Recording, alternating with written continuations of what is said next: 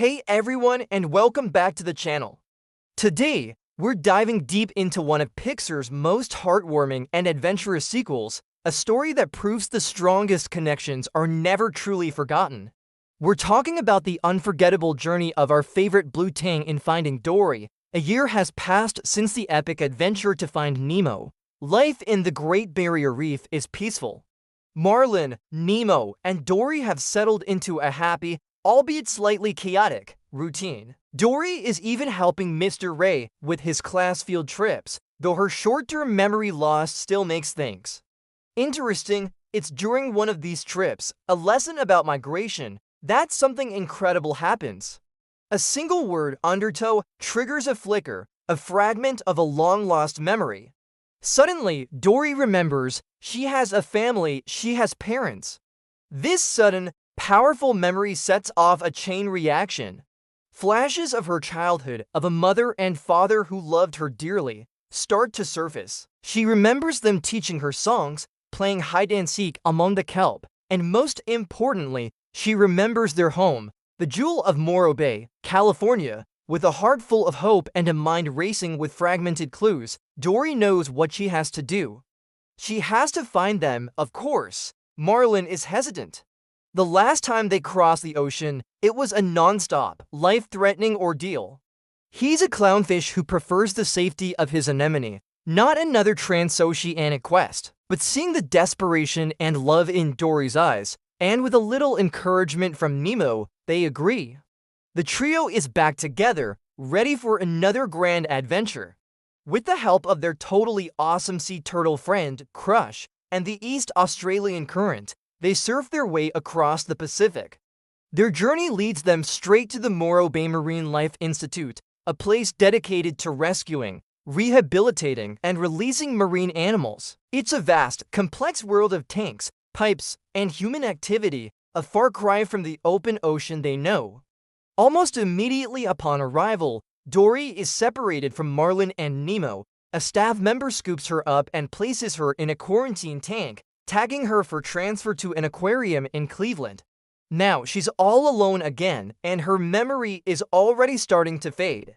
The urgency is greater than ever, but this is Dory we're talking about, and she's not one to give up. It's in this quarantine tank that she meets Hank, a grumpy but highly intelligent seven-legged octopus, or as he calls himself, a septopus. Hank has one goal: to avoid being released back into the ocean and instead get a one-way ticket to a permanent, cozy life in the Cleveland Aquarium. He sees Dory's tag as his golden ticket. He agrees to help her find her parents in exchange for her tag.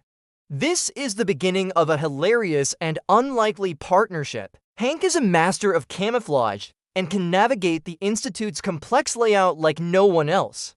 He smuggles Dory around in a coffee pot, guiding her through pipes, across countertops, and past unsuspecting humans. Their journey through the Institute is a wild ride, showcasing Hank's incredible abilities and Dory's relentless optimism.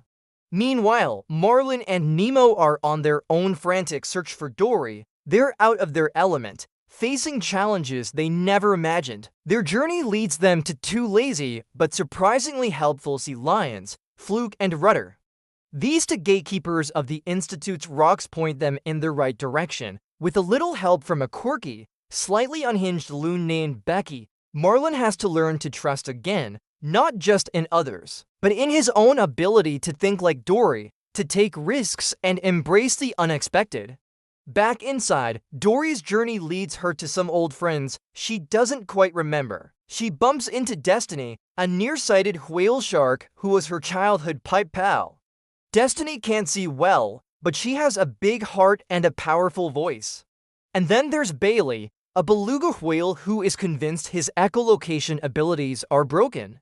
He's dramatic and anxious, but with Dory's encouragement, he discovers his world's most powerful pair of glasses still work perfectly. With Destiny's memories and Bailey's sonar, they finally pinpoint the location of the open ocean exhibit, the place where the blue tangs are kept. This must be where her parents are.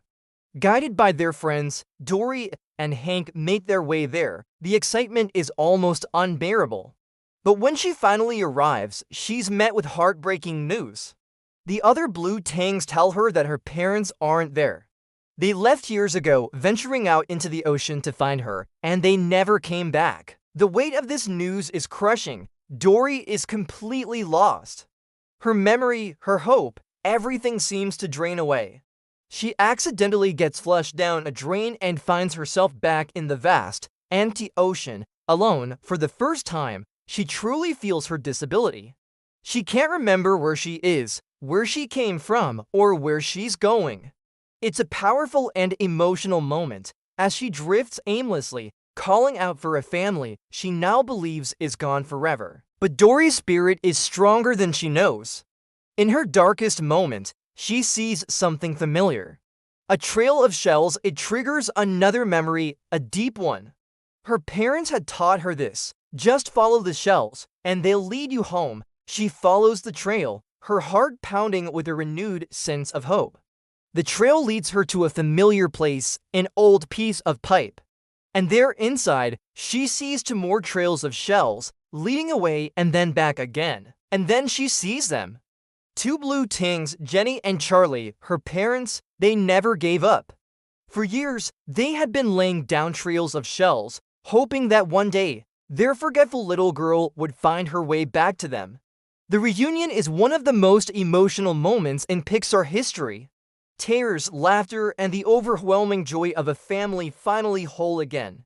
They tell her how they never stopped looking, how they always believed in her. But the story isn't over yet. Dory remembers that Marlin and Nemo are trapped in the truck heading to Cleveland. With her parents and her new friends, Destiny and Bailey, she orchestrates a daring rescue plan.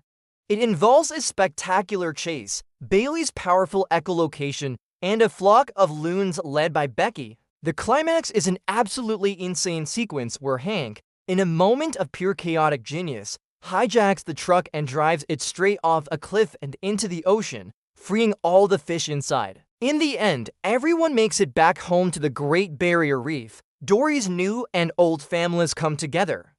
Hank decides the ocean isn't so bad after all when you have friends. Destiny and Bailey find a new home.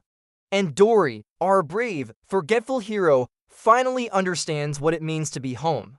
She realizes that her memory loss doesn't define her. Her ability to love, to make friends, and to keep swimming against all odds is what truly matters. Her family isn't just her parents, it's Marlin, Nemo, Hank, Destiny, Bailey, all the lives she has touched.